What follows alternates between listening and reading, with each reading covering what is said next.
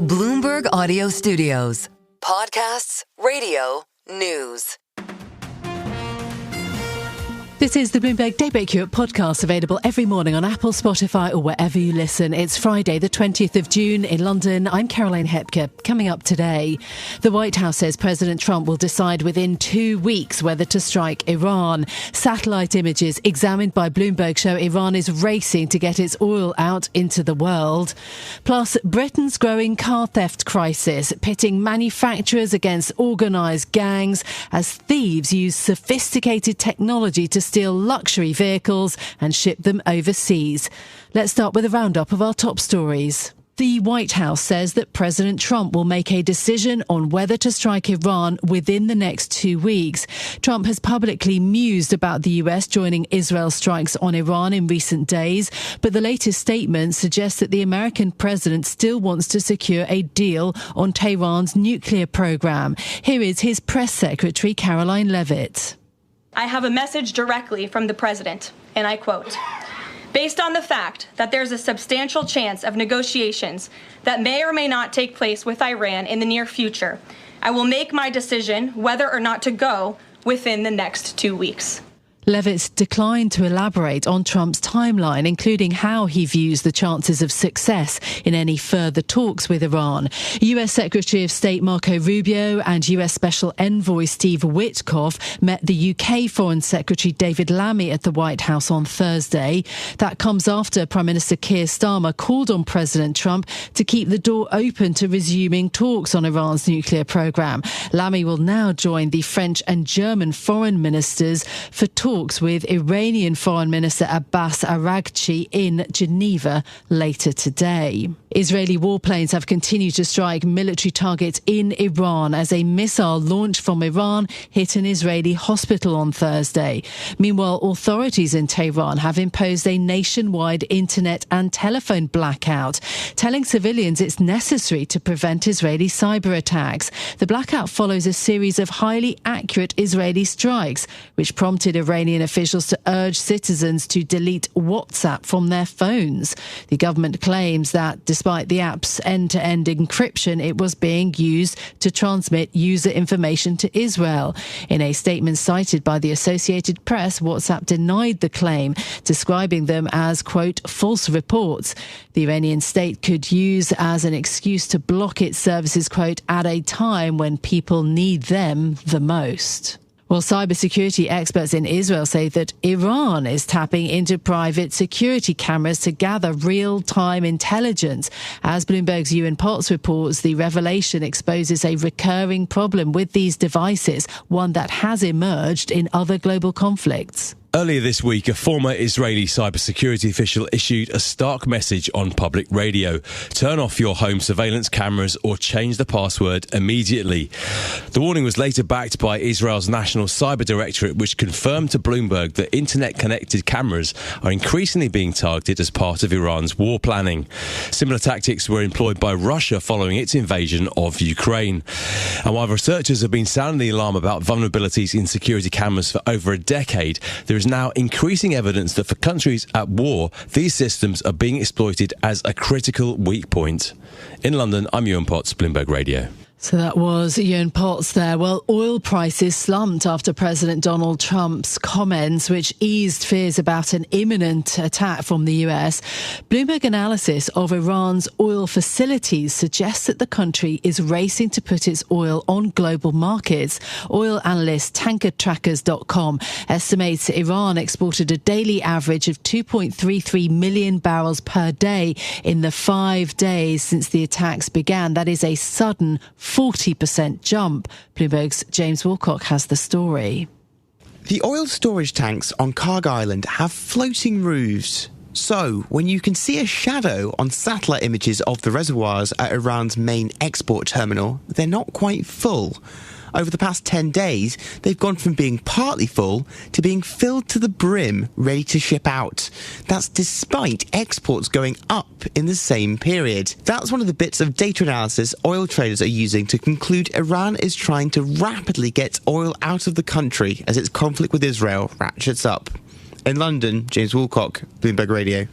Well, now, turning our attention to the UK, the Bank of England held interest rates steady but took a more dovish view than expected and warned about the conflict in the Middle East. 3 out of the 9 rate setters on the central bank's Monetary Policy Committee voted for a cut. Deputy Governor Claire Lombardelli says that the Bank of England is keeping an eye on the oil price. The events in the Middle East are tragic and they are deeply worrying. As you'd expect, we are monitoring carefully those events and the impact that those will have. We've seen oil prices, for example, increase since the attacks. Lombardelli added that she expected interest rates to be on a gradually downward path. Traders slightly added to bets on further UK interest rate cuts, pricing another 2/4 point reductions in 2025. The EU is making progress in trade talks with the United States, according to one of the region's top officials. That's as the administration's tariff cut-off date approaches. Bloomberg's Tiwa Adebayo has more. With just 19 days to go before President Trump's scheduled tariff deadline, the European Union says it's making headway with negotiations. The bloc is pursuing a compromise but is ready to take measures to protect itself should discussions fall through. That's according to Economy Commissioner Valdis Dombrovskis, who played down the importance of, quote, so-called reciprocal tariffs at a meeting of Euro area finance ministers this week. The EU is facing the prospect of 50% levies on nearly all US exports if an agreement isn't reached in time. Meanwhile, central banks in Switzerland, Sweden and Norway cut rates this week, highlighting a shift in policy as officials brace for tariff fallout. In London, Tiwa Adebayo, Bloomberg Radio. Now, the UK has recorded its hottest day of the year so far, with temperatures hitting highs of 32 degrees.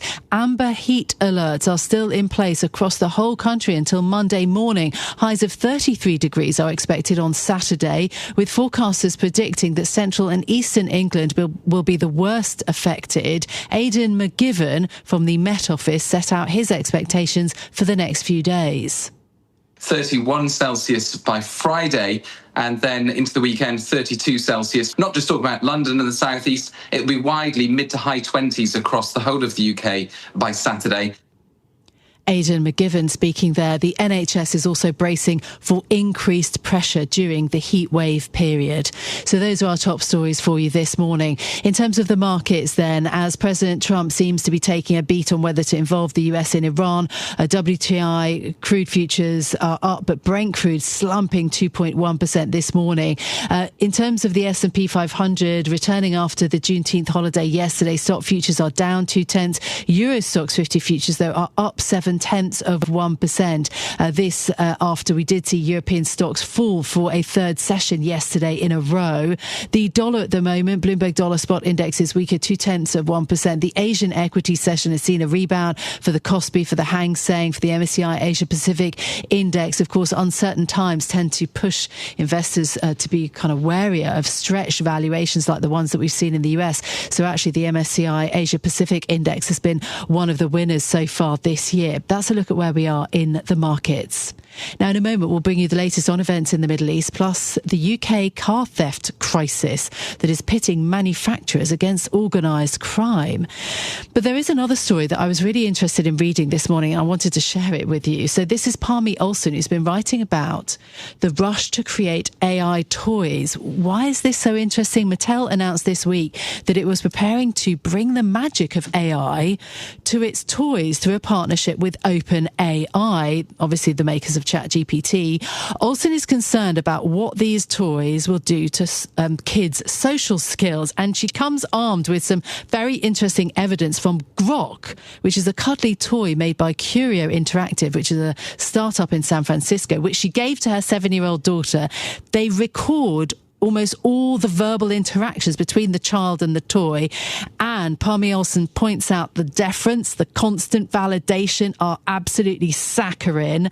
And she also cites Character AI, which is a popular chatbot app too, to make the point about dependency of young people, whether these toys, which are kind of programmed for positivity, are going to remove the rough and tumble of real human relations. It really got me thinking about this kind of era maybe of sycophancy, of the dangers, really present dangers of AI and what they do to social interactions, as of course we're also learning that Australia is getting closer to that social media ban for under 16s, hefty fines for firms that breach that. They've been doing research and analysis into that in Australia. But that was one of the stories that I was reading about this morning, got me thinking about our wider social interactions and what we think of those. I'll put a link to Palmy Olsen's story in our show notes today. Well, it does appear that President Donald Trump is going to decide whether the US will strike Iran within 2 weeks, even as Israel and Iran are engaged in missile strikes, in cyber warfare, and Iran has imposed this blackout on internet and phone lines. Joining me this morning is Paul Wallace, who manages Bloomberg's Middle East and Africa coverage, to discuss. Paul, thank you so much for being with me today. President Trump has framed the decision to bomb Iran as his and his alone. He seems now to have rushed right to the brink and suddenly hesitated now. Why? Hi, Caroline. It does seem like he has hesitated now. It's unclear. Essentially, the message from the White House is that he is allowing more time for diplomacy, essentially allowing more time for Iran to back off somehow. It's unclear what he actually wants from Iran. The most obvious thing, it would be Iran saying it will no longer enrich any uranium on its own territory. This has been a big thing, and this was a key sticking point in the nuclear talks between the US and Iran in the previous 2 months. Iran insists it must be allowed to enrich some uranium for civilian purposes like medical use and fueling nuclear power plants. Trump and Israel and many people in Washington do not want any enrichment at all. So that could be something. But then Trump this week has also called for Iran's surrender. I mean, maybe the enrichment issue would be enough to classify as surrender in his point of view. But either way, he does seem to want to wait a little bit longer for diplomacy to happen. Iran's foreign minister is meeting his counterparts from France, the UK, and Germany in Geneva today. It's unclear. No one from our reporting from European sources, it doesn't sound like they're overly confident that this meeting can result in something that pulls America back from military action totally. But nonetheless, it will be an important meeting and perhaps the type of thing that will make Trump decide against military action if Iran comes back with something he's satisfied with. But of course, there are civilian casualties mounting. So how strong does the Iranian regime look right now? How long does Israel keep up its campaign? Exactly. There are civilian casualties mounting. It's hard to tell how many in Iran at this stage. The official tally stands at 224 deaths. Iran says those are mostly civilians, but that total hasn't been updated for about 3 days now, so it's probably substantially higher. In Israel, 24 people have been killed. That toll hasn't actually risen again for about 3 days, but that's more of a sign that Iran's missile attacks on Israel, while still very dangerous, are waning a bit. But in terms of the Iranian government's weakness, militarily it looks very weak right now. It's lost control of its airspace, certainly over most of western Iran and the capital Tehran and its key strategic sites like nuclear facilities. So in that case, it really does look to have taken a heavy beating from Israel in the past week. There aren't really signs of, let's call it, mass panic. Well, there are signs of panic in Tehran and people trying to leave and people trying to leave big cities, but there aren't signs of, mass unrest against the government. No sort of huge protests or anything like that so far from what we can tell. So in that sense, that's a plus from the Iranian government. But certainly a lot of people are already saying whatever happens now, whether the US goes in with strikes or it doesn't, things have changed for the Iranian government and things can't get back to normal one way or another. It's going to have to change its, governing system somewhat because it does look incredibly weak right now. Yeah, indeed. And we've been reporting on Iran rapidly increasing clandestine oil exports too. A word on the worries, the risks to oil shipments, to the oil price. Brent crude futures are about 10% higher than they were a week ago. That is significant. It really is. And since Hamas's attack on Israel on October the 7th, 2023, the thing that markets seem to be most concerned about was that conflict spreading to a direct war between Israel and Iran. And we came close to it last year in April, and then in October, they exchanged direct and missile fire on one another. But on both occasions, it was sort of one and done. This is now a war. As you said, it's gone on for a week. It looks like it's going to go on longer. Iran, if it chooses to lash out, has the ability to cause turmoil in world oil and gas markets. It can attack oil and gas tankers going through the Strait of Hormuz. It can attack oil and gas facilities in places like Saudi Arabia and the UAE, which it has done in the recent past via the Houthis, the proxy militant group that it backs in Yemen. So that's what's really causing oil traders to fret. Yeah. Paul, thank you so much for being with me this morning and taking us through what is happening in the Middle East. Paul Wallace, who manages Bloomberg's Middle East and Africa coverage. Thank you so much. Now, I want to turn our attention to the UK. Britain has a growing problem and police are struggling to deal with it. Car theft in the UK hit a 15-year high with almost 130,000 vehicles stolen in the year ending March 2024. It's something that Bloomberg's UK business editor, Jamie Nimmo, has been writing about. Good morning, Jamie. Morning.